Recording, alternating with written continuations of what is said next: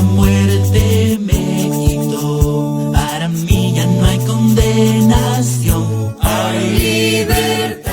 El pueblo de Israel recibió la ley. Así que el pueblo de Israel tenía conocimiento de Dios a través de las diversas maneras como Dios se le reveló a él. Pero a pesar de que Dios se reveló a su pueblo de Israel, a pesar de que Israel conocía de Dios, que hizo Israel pecó contra Dios. Pero en el caso de los gentiles que no habían recibido ley, nosotros vimos también que Dios se revela a la humanidad por medio de todo lo que existe, hermano. Nadie puede negar que hay un ser absolutamente más poderoso que todo lo que hay a nuestro alrededor. Y de Romanos que tanto gentiles como judíos son culpables de pecar delante de Dios. Por cuanto todos pecaron, todos, ¿quiénes son todos? Tanto judíos como gentiles. La buena noticia es, ahora pues, ninguna condenación hay para los que están en Cristo Jesús. La respuesta de Dios y la solución al gran problema de la humanidad fue Jesucristo. Él sí es la solución definitiva. Sin Cristo nosotros estamos completamente muertos de arriba. Libertad. Rompió mis cadenas, me dio vida. La semana pasada nosotros vimos, de acuerdo al libro de los Romanos, que el hombre es culpable delante de Dios de pecado. Todo hombre, no hay ninguno que salga de no ser responsable de culpa delante de Dios. Vimos en el libro de Romanos que tanto gentiles como judíos son culpables de pecar delante de Dios. Ambos, judíos y gentiles. En el caso de los judíos, ellos recibieron la ley de Dios. Los judíos, Dios se manifestó al pueblo judío de diversas maneras. Una, nosotros vimos que Dios hizo promesas al pueblo de Israel a través de los patriarcas, a través de Abraham, a través de Isaac y a través de Jacob. Dios hizo diversas promesas al pueblo de Israel por medio de los patriarcas. Luego más adelante también nosotros vimos que Dios se manifestó al pueblo de Israel, se le reveló al pueblo de Israel por diversos milagros y señales que hizo en medio de su pueblo. Vimos cómo Dios abrió el mar para que el pueblo de Israel cruzara por medio del mar seco. Y después de que el pueblo de Israel cruzara, cuando el faraón con sus soldados, con sus carros iban cruzando, las aguas volvieron a cubrir todo el mar y murieron todos los egipcios que estaban allá en medio del mar. Luego otras señales que Dios hizo en favor de su pueblo, los alimentó en el desierto también. Dios protegió a su pueblo, así que Dios se manifestó a su pueblo de diversas maneras. Y una tercera forma como Dios se manifestó a su pueblo, vino la semana pasada, fue a través de la ley. Dios les dio la ley. Dios les otorgó a ellos la ley por medio de Moisés. Cuando Moisés subió al monte Sinaí, el pueblo de Israel recibió la ley. Así que el pueblo de Israel tenía conocimiento de Dios a través de las diversas maneras como Dios se le reveló a ellos. Pero a pesar de que Dios se reveló a su pueblo de Israel, a pesar de que Israel conocía de Dios, ¿qué hizo Israel? Pecó contra Dios. Violaban la ley del Señor. Constantemente iban tras otros dioses, constantemente se olvidaban de la ley de Dios. Por lo tanto, hermanos, el pueblo de Israel era responsable y era culpable delante de Dios. Este es el caso del pueblo de Israel. Pero en el caso de los gentiles que no habían recibido ley, nosotros vimos también que Dios se revela a la humanidad por medio de todo lo que existe, hermanos. Nadie puede negar que hay un ser absolutamente más poderoso que todo lo que hay a nuestro alrededor. Y la humanidad, a pesar de que no recibieron una ley, a pesar de que no recibieron la manifestación por medio de señales como el pueblo de Israel lo recibió, gentiles no podían ignorar que había un Dios. Pero ¿qué hizo la humanidad? ¿Qué hicieron los gentiles? En lugar de dar gloria a Dios, rindieron culto y alabanza a las cosas que hay alrededor, a los astros y aún aquellas cosas que hay alrededor. Empezaron a idolatrar todo lo que hay alrededor. Y de esta manera la humanidad también es culpable y responsable delante de Dios todos. Por eso dice Romanos, no hay ni siquiera uno justo, por cuanto todos pecaron. Todos, ¿quiénes son todos? Tanto judíos como gentiles. Todos, hermanos, somos responsables delante de Dios. Y como responsables delante de Dios por causa del pecado, ¿cuál es el fin de la humanidad, hermanos? Tanto de judíos como de gentiles, ¿cuál es el fin? La muerte, el castigo eterno. Todos merecen el castigo eterno porque todos somos culpables delante de Dios. Esa es la noticia y esa es la verdad, esa es la realidad de la humanidad. Pero ahora vamos a pasar a ver lo más importante, la buena noticia. ¿Usted sabe qué significa evangelio? Algunos de ustedes saben lo que significa la palabra evangelio. Cuando nosotros estamos preguntando en la calle a las personas o vamos a alguna casa a preguntar, a predicar, le preguntamos a ellos, ¿usted sabe lo que es el evangelio? Y las personas responden, el evangelio son los 4 libros que están allá en el Nuevo Testamento al principio. Sí, ellos contienen el evangelio, por eso se le llaman los evangelios. Pero evangelio significa buenas noticias. Eso significa evangelio, buena noticia. Entonces, cuando Jesucristo comisiona a los discípulos, cuando el Señor Jesucristo da la gran comisión y dice, vayan y prediquen el evangelio, ¿a qué se refiere con el evangelio? ¿Cuál es la buena noticia? La buena noticia, hermanos, no es la que vimos la semana pasada y la que resumí ahorita, que todos somos pecadores. Esa es una mala noticia, hermanos. Es una mala noticia recibir, hermanos, la sentencia de muerte. Esa es la peor noticia que cualquier ser humano puede recibir. Usted es culpable. Si alguien le dice a usted, usted es culpable, usted lo va a recibir como una buena noticia o como una mala noticia. ¿Verdad? Es una mala noticia. Si a usted le dicen, usted merece la sentencia de muerte, ¿es una buena o una mala noticia?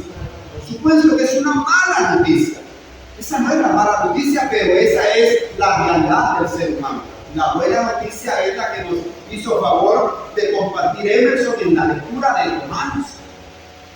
Una vez más, hermanos, Romanos capítulo 8, que leímos al principio con Emerson.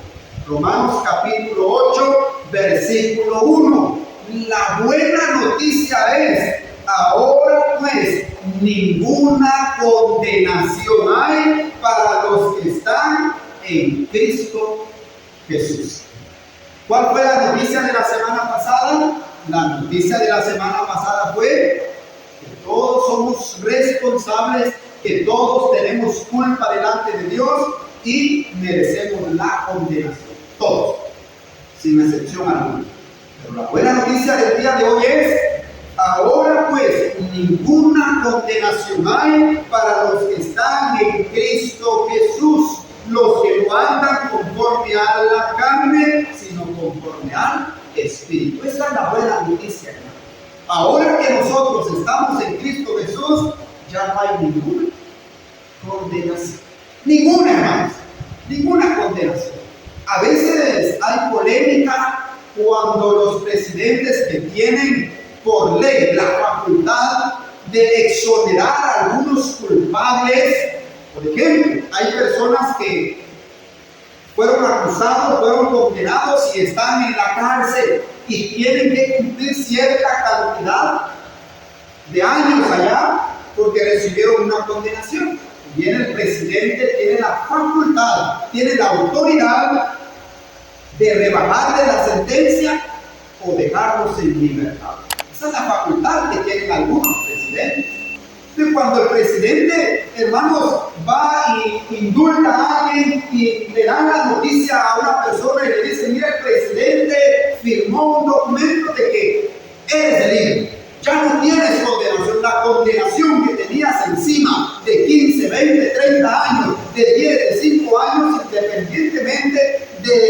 lo que hizo y le llevó a estar preso allá. Ahora la noticia es, eres libre.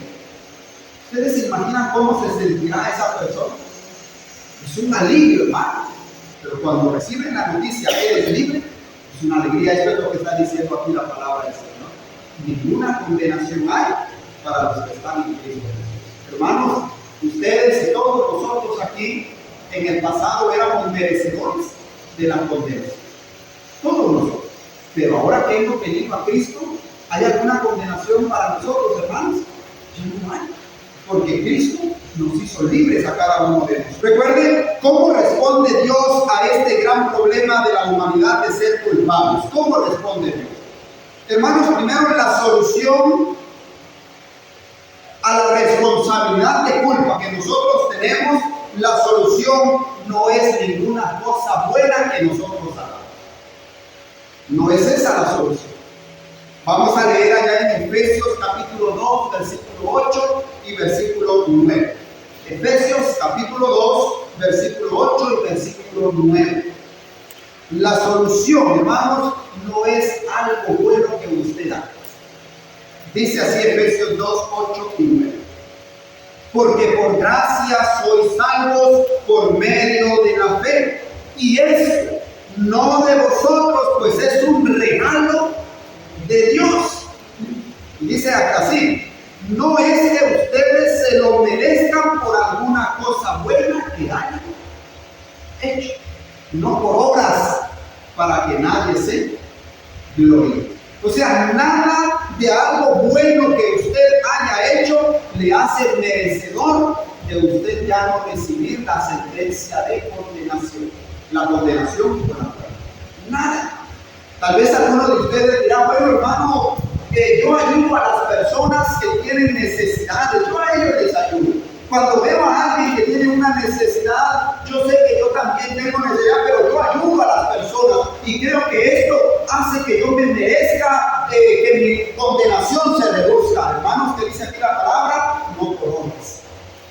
No es por nada bueno que usted. Hermano, pero mire, yo todos los días trato de orar al Señor en favor de todos los hermanos enfermos. Yo oro por ellos y yo creo que esto ayuda para que la sentencia que yo merezco de muerte se reduzca. Hermanos, la palabra dice aquí, no por obras. El que usted y yo ya no seamos condenados, ¿sabe qué es? Según este versículo de Efesios 2, 8 y 9, es un regalo. Es un regalo de parte de Dios. ¿Qué hizo usted para merecer aquel regalo? ¿Qué hicimos nosotros para merecer el regalo de parte de Dios de la salvación de nuestras almas? Hermanos, nosotros no hemos hecho nada que merezca. Y cuando hablo de no hemos hecho nada, es ninguna obra, hermano. Hay gente, lamentablemente, pues, hay gente que engañada por algunas cosas que enseñan personas erróneas, engañadas, ¿sabe qué hacen, hermanos? Cumplen ciertas penitencias.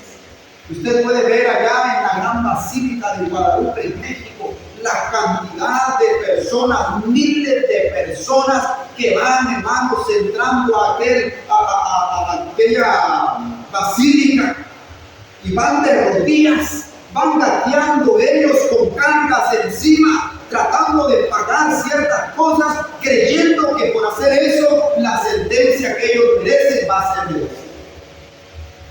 Pero eso no es así. Allá en Guatemala hay una peregrinación muy famosa, que es una peregrinación internacional, que se llama el peregrinaje al Cristo Negro de Esquimalt, donde cientos y miles de personas cada año van, hermanos, caminando largas distancias, arrodillados y llegan sangrando de las rodillas. ¿Por qué lo hacen? Porque piensan que por hacer eso, Dios les va a perdonar sus pecados. Porque piensan, hermanos, que haciendo eso van a recibir, van a apaciguar, hermanos, la ira santa de Dios contra el pecado. Pero aquí la Biblia dice que no por obras, para que nadie se gloríe. Y en esta versión que les leí dice, no es que ustedes se lo merezcan por alguna cosa buena que hayan hecho. No es que no hagamos cosas buenas. No es que no tengamos que hacer cosas buenas. Claro que tenemos que hacer cosas buenas. Pero esas cosas buenas que nosotros hacemos no es para que recibamos la salvación de nuestras vidas. No es para eso. La otra, hermanos, cómo Dios responde a este gran problema de la humanidad que es la culpa delante de su presencia. Vamos a leer en Hebreos capítulo 10, versículo 4. Hebreos capítulo 10, versículo 4. Mire, hermanos, lo que dice la palabra del Señor. Aquí yo sé que son pasajes que usted ha escuchado, pero son importantes repasar. Hebreos capítulo 10, versículo 4 dice así. Porque la sangre de los toros y de los machos cabríos no pueden quitar los pecados. Una vez más. Porque la sangre de los toros y de los machos cabríos no pueden quitar los pecados. En el Antiguo Testamento, hermanos, es cierto. En el Antiguo Testamento, cuando el pueblo de Israel, que era pecador, se presentaba delante de Dios, tenía que llevar unos animales para ofrecerlos a Dios, y de esa manera Dios, la ira de Dios se apaciguaba por un momento. Pero hermanos, esta solución de parte de Dios no era una solución definitiva, era solamente una solución temporal. Como dice el libro de los Hebreos, era sombra de lo que iba a venir más adelante. Si así es cierto que el pueblo de Israel presentaba delante de Dios cada año, el sumo sacerdote entraba al lugar santísimo y el pueblo de Israel por un año, hermanos, recibía la misericordia de Dios por un año. Pero el siguiente año, ¿qué tenían que hacer? Volver a ofrecer lo mismo, porque es que esos sacrificios no eran la solución definitiva, hermano. No lo eran. Siempre quedaba el pecado en el corazón de las personas, no podían quitarlo. Es como cuando alguien, hermanos, tal vez usted se ha dado cuenta, hay veces hay paredes que se llenan de cierto hongo y la pintura se sale y se sale una mancha oscura allí en la pared. Eso es hongo. Viene usted, agarra otra poco de pintura y lo pinta. Usted lo cubrió, pero el hongo, ¿qué pasó con el hongo? El hongo está allí todavía, porque la pintura no puede combatir el hongo. Había que hacer otro trabajo más eficaz. Entonces, la solución en el Antiguo Testamento definitiva no eran los sacrificios, porque como leímos allí en Hebreos capítulo 10, versículo 4, la sangre de esos animales no puede quitar el pecado de la humanidad. Por eso dice Hebreos que cada año el sumo sacerdote tenía que presentar ofrenda, sacrificio allá en el lugar santísimo, cada año, porque era imposible.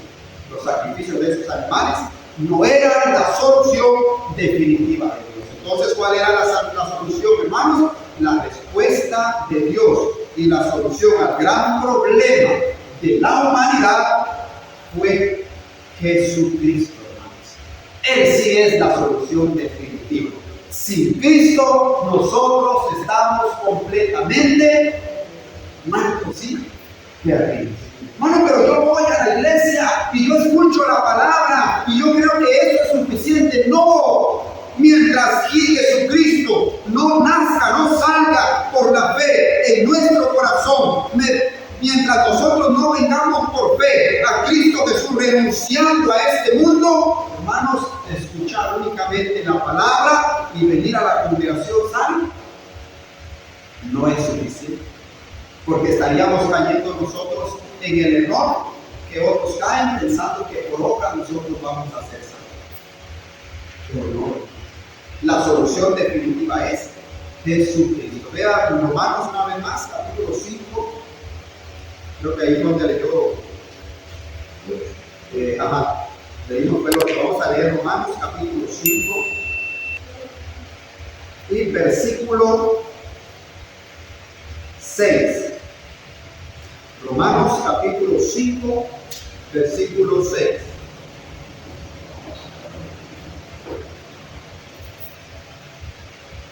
¿Lo encontraron? Dice así la palabra del Señor en Romanos capítulo 5, versículo 6 al 8. Dice así: porque Cristo, cuando aún éramos débiles, a su tiempo murió por los impíos. Ciertamente pudiera ser que alguno osara morir por el bueno, mas Dios muestra su amor para con nosotros, dice el versículo 8, mas Dios muestra su amor para con nosotros en que siendo aún pecadores, Cristo murió por nosotros. ¿Por quién murió Jesucristo, hermanos? Por los pecadores, por los culpables. Siendo nosotros aún pecadores, Cristo murió por nosotros. De esta manera, hermanos, esta fue la respuesta de Dios al gran problema de culpa que nosotros teníamos, hermanos. La solución era Jesucristo. La solución, hermanos, no son nuestras obras. La solución no es hacer cosas buenas, hermanos. La solución no eran los animales que se ofrecían en el Antiguo Testamento. No era esa la solución. La única solución y la respuesta definitiva que Dios encontró para el problema de la humanidad fue Jesucristo. Entendemos por qué Romanos capítulo 8 dice: no hay ninguna condenación. Si usted confía en sus obras, esas obras buenas que usted hace son imperfectas y le van a mantener todavía culpable delante de Dios. Si usted cree que si alguien cree que ofreciendo sacrificios de animales, todavía con esos sacrificios están libres de culpabilidad delante de Dios, están equivocados. Porque la única solución es Jesucristo. Según Romanos capítulo 5, versículo 8. Y mire que dice Primera de Pedro capítulo 3, versículo 18. Leamos la carta del apóstol Pedro. Primera carta del apóstol Pedro, capítulo 3, versículo 18. Porque también Cristo padeció una sola vez por los pecados. ¿Cuántas veces murió Cristo por los pecados según aquí? ¿Se dio cuenta cuántas veces?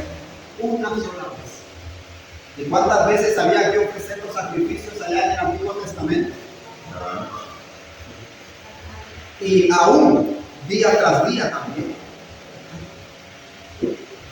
Pero el sacrificio de Cristo una sola vez. Sigamos leyendo, 1 Pedro 3:18. Porque también Cristo padeció una sola vez por los pecados, el justo por los injustos, para llevarnos a Dios, siendo a la verdad muerto a la carne, pero vivificado en el Espíritu. Entonces el sacrificio de Cristo nos presenta delante de Dios. ¿De qué manera, hermanos? Según aquí, nos presenta delante de Dios sin culpabilidad. El sacrificio de Dios. Hermanos, ¿cuál era el pecado que le tenía a usted atado en el pasado? ¿Cuál era aquel problema que le tenía a usted esclavizado en el pasado? ¿Qué hacía usted? ¿Qué acostumbraba a hablar usted y le ataba a esa forma de hablar?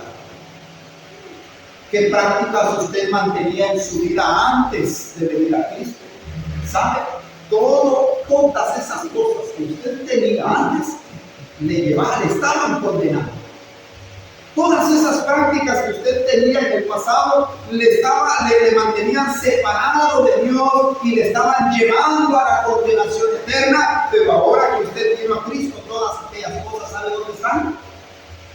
Sepultadas, están lejos, hermano. Y el Señor no se acuerda de nada de eso, porque ya ha sido perdonado, ya ha sido limpio de todo eso. Por eso dice aquí una vez más, 1 Pedro 3:18, porque también Cristo padeció una sola vez por los pecados, el justo por los injustos, para llevarnos a Dios. El pecado hace separación del hombre con Dios, pero ahora en Cristo ya no hay separación. Ahora nosotros estamos en Dios, estamos con Dios, estamos con la libertad de acercarnos ante la presencia de Dios en cualquier momento. El justo por los injustos. ¿Quién era el justo, hermano? El justo era Cristo. ¿Quiénes eran los injustos? Todos los injustos.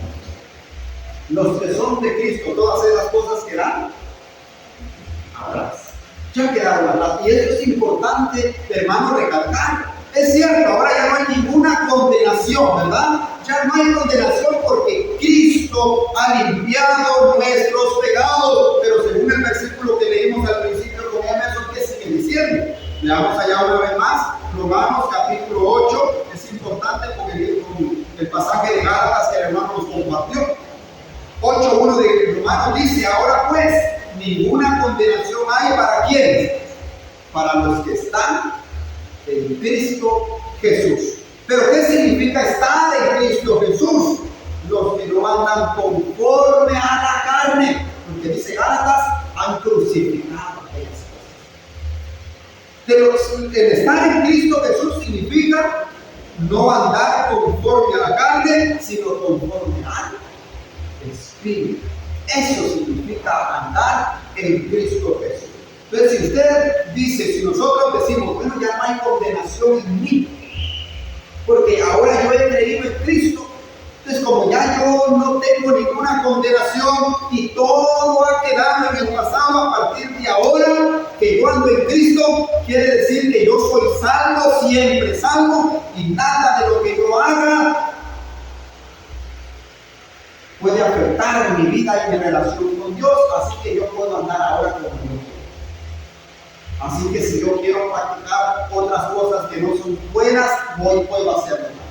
Porque ya yo ahora no tengo condenación, porque ahora yo soy salvo por la sangre de Cristo Jesús. Sí, es cierto, usted es salvo por la sangre de Cristo, usted ya no tiene ninguna condenación, pero esa no es una licencia para seguir practicando él.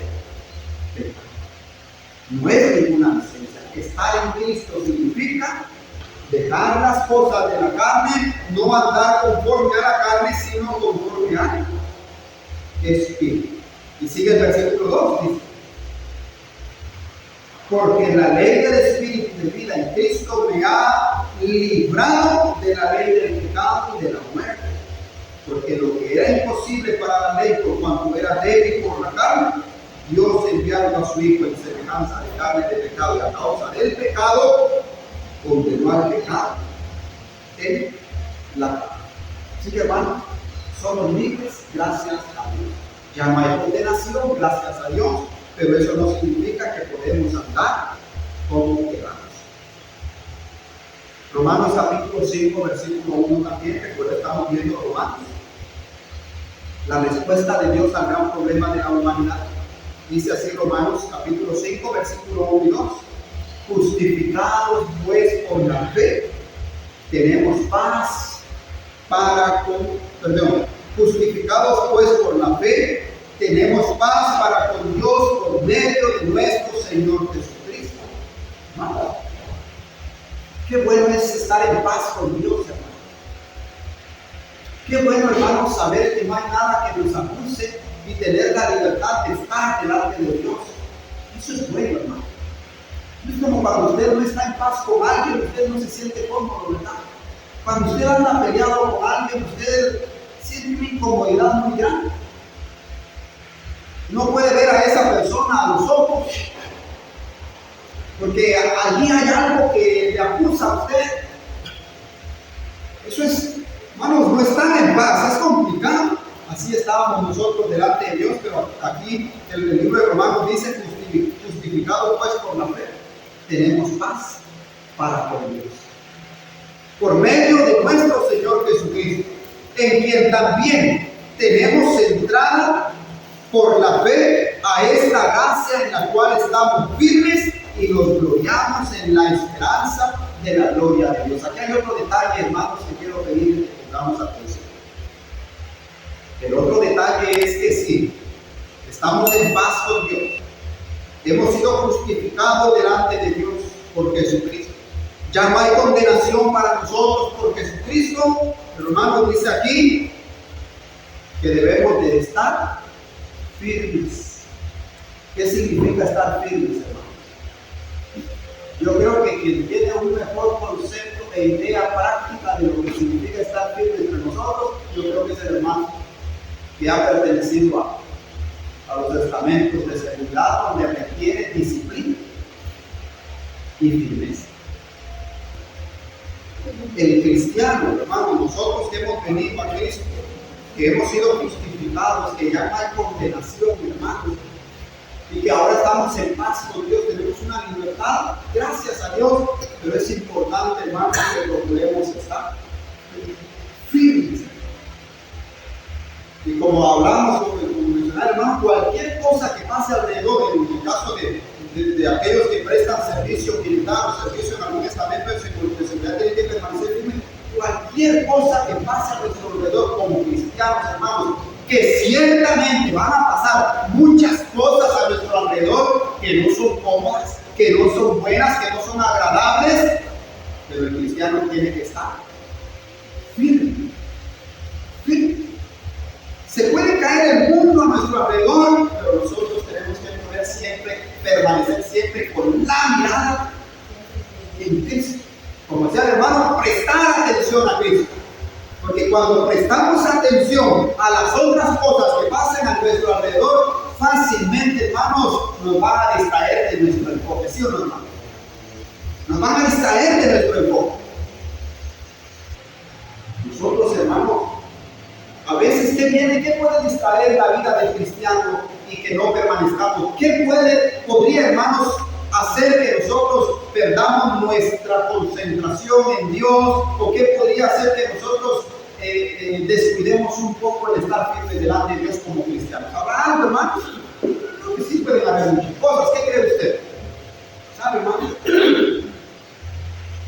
Algo, hermanos, que muchos de nosotros, muchos de ustedes, digo nosotros también, pero que hemos estado padeciendo mucho y lamentablemente pues he escuchado bastantes hermanos, varios de los hermanos de acá y en otros lugares, ¿saben? Hay algo, hermanos, que aunque es natural, por causas naturales también, que es natural que le pase al ser humano que he mencionado anteriormente, las enfermedades, hermanos. ¿Sabe que hay enfermedades que pueden a nosotros perder nuestro enfoque en Cristo y no permanecer firmes? ¿Por qué, hermanos, por qué Job fue tocado en su cuerpo con unas llagas? ¿Por qué Job sufrió? ¿Cuál era el objetivo del sufrimiento de Job? El objetivo, ¿sabe? Era que él blasfemara contra Dios. Porque Satanás le dice: Job, tu siervo está firme y él está siempre allí porque tú le tienes todo, le dijo el diablo a Dios, ¿verdad? Porque tú le tienes todo. Pero quítale las cosas que tiene para ver si no blasfema contra ti. Y luego le tocaron su cuerpo. ¿Con qué propósito el Satanás tocó el cuerpo de Job? ¿No era para que blasfemara contra Dios? Ese era el propósito. Pues a veces, hermanos, las enfermedades pueden perjudicar nuestra firmeza delante de Dios. Pero ¿qué hizo Job, hermanos? Job permaneció.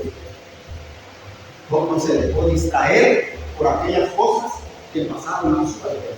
Esas son cosas. ¿Qué otra cosa, hermanos, podría perjudicar el estar firme delante de Dios al cristiano? ¿Algún problema económico? ¿Alguna deuda? ¿Problema económico? A veces, hermanos, nosotros estamos en problemas económicos porque la verdad, hermano, que la situación hoy en día económicamente está difícil. Yo al menos así lo siento yo. Personalmente yo lo he sentido así, no sé si usted lo ha sentido. Pero sí, hermano, he sentido que la cosa se ha puesto muy difícil. Muy difícil. Pero hay veces que también, hermano, por nuestra falta de sabiduría, de saber administrar nuestros bienes, hace que nosotros pasemos problemas económicos. Y a veces también por el deseo, la ambición, la avaricia de tener más, hace que nosotros también después estemos en problemas económicos. Hay varios factores, hermano. Y nosotros por solucionar aquel problema económico que padecemos, ¿sabe? Nos enfocamos tanto en trabajar, en producir, en hacer tantas cosas y descuidamos nuestra relación con Dios, ¿sí o no, hermano? Así sucede. Pero tenemos que pedir al Señor, ayúdame, Señor, a estar firme. La enfermedad me puede perjudicar, Señor, ayúdame a estar firme, soportar esta enfermedad. ¿Cuántas veces le pedimos a Dios, como el apóstol Pablo, 3 veces, dice él, le he pedido a Dios que me sane? ¿Y cuál fue la respuesta de Dios? Bástate mi gracia, porque mi poder se perfecciona en la debilidad. Y el apóstol Pablo permaneció. En medio de aquel problema económico, hermanos, no permitamos que hable el Señor, ayúdame a permanecer firme y que nada me quite la mirada que yo tengo hacia Jesucristo, mi Salvador. Problemas económicos, problemas familiares, hermanos, también. Problemas familiares. Hay hermanas que lamentablemente pues pasan por problemas con su esposo que no es cristiano y se desaniman y terminan por apartarse de los caminos, porque se sienten desamparadas, no se sienten con el apoyo de su familia, de su esposo, de sus hijos, y han pensado en claudicar, en darse por vencidos. O sea que hay varios factores, hermanos, que pueden desviar nuestra mirada y no permanecer firmes. Pero aquí dice la palabra de Dios: en esta gracia en la cual estamos firmes y nos gloriamos en la esperanza de la gloria de Dios. Gracias a Dios, hermanos, hasta aquí permanecemos firmes. No es fácil, ¿verdad? No es fácil, pero aquí estamos. A veces se hace complicado, pero aquí estamos. Y es muy importante. Todo gracias a quién? A Cristo Jesús. Romanos 3:24 también dice. Romanos capítulo 3, versículo 24 nos dice la palabra del Señor: siendo justificados gratuitamente por su gracia mediante la redención que es en Cristo Jesús. Gratuitamente, hermanos, nosotros fuimos justificados. Fue un regalo de parte de Dios. ¿Sabe, hermanos? Aquí dice en la segunda parte, mediante la redención que es en Cristo Jesús. ¿Qué significa redención, hermano? ¿Sabe usted lo que significa redención? En la Biblia se menciona mucho la palabra en el Nuevo Testamento, redimir. La palabra redención significa ser libre. Ser libre significa la palabra redención, ser rescatado. Usted ha sido redimido, usted ha sido rescatado. ¿Rescatado de qué, hermano? Recuerde, usted era culpable y merecía la condenación. Ahora en Cristo usted ha sido redimido, ha sido rescatado. Usted estaba ya en el abismo, a punto de caer, hermanos, en lo profundo del abismo. Pero Jesucristo nos redimió, o sea, nos rescató, hermano. Jesucristo nos extendió su mano y nos tomó y nos sacó del peligro que nosotros corríamos. Así que esa, hermanos, es la respuesta de Dios al gran problema de nosotros los seres humanos. Y para terminar, vamos a leer un versículo más. Con este versículo le voy a pedir que lo busque y se ponga de pie para ir terminando con este pasaje. Romanos capítulo 8, versículo 33 y 34. Y vamos a terminar con este pasaje. Romanos capítulo 8, versículo 33 al 34. Miren, hermanos, la buena noticia y la respuesta que Dios ha encontrado para la humanidad que merecía la condenación porque era culpable. Para nosotros los seres humanos, nosotros que estamos aquí, que merecíamos la sentencia de muerte porque éramos culpables, ahora dice Romanos 8:33, ¿quién acusará a los escogidos de Dios? ¿quién le va a acusar a usted delante de Dios ahora? Antes sí, había razón suficiente de que a usted se le acusara delante de Dios.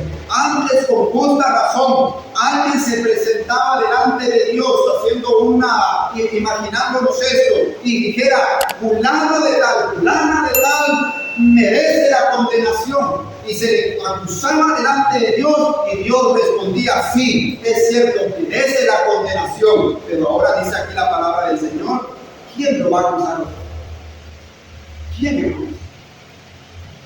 Si ya Cristo le perdonó sus pecados, ¿quién nos acusará? ¿Quién acusará a los escogidos de Dios? Dios es el que justifica. ¿Quién es el que condenará? Cristo es el que murió. Hermanos, nadie puede señalarlo o acusarlo de alguna culpa a usted. Nadie puede. Porque Cristo borró con todo. La muerte de Cristo en la cruz pagó el precio de su redención. Cristo lo pagó. Así que más nadie puede acusarlo. Ahora usted viene a la presencia de Dios y usted va con libertad. Ahora usted acude a Dios y usted puede hacerlo libremente, porque no hay nadie que a usted pueda acusar. Ya usted fue libre de condenación. Y esto es en Cristo Jesús. Si andamos en Cristo Jesús. Andar en Cristo significa haber renunciado a todas aquellas cosas de la carne. Y haciendo un resumen y la conclusión, desde la semana pasada hemos comprobado que todos son culpables delante de Dios, tanto judíos como gentiles. No hay nada que el hombre pueda hacer por sí mismo para solucionar el problema. Usted no puede hacer nada para solucionar el problema de culpa que tiene delante de Dios. Nada. Cristo ha sido la respuesta de Dios para la culpabilidad del hombre. Y cuarto, si usted ha entregado su vida a Cristo, es libre de culpa. Repito, si usted ha entregado su vida a Cristo Jesús, usted hoy es libre de culpa. Pero si usted no lo ha hecho, necesita hacerlo para estar en paz con Dios. Porque si no lo ha hecho, todavía usted merece la condenación. Pablo, refiriéndose al bautismo, dice en Romanos 6, 7 y 8: porque el que ha muerto ha sido justificado de pecado, ya no es culpable de pecado. Y si morimos con Cristo, creemos que también viviremos con Él. Mire, hermano, esta es la solución de Cristo para la culpa de la muerte. Si hemos venido a Cristo y hemos nacido por medio de la fe, hemos sido, hermanos, redimidos de nuestros pecados, ya no hay más. Pero si aún no lo hemos hecho, aún somos culpables delante de Dios. Y hoy Declarando a una voz, somos la iglesia de Cristo, somos siervos de Dios.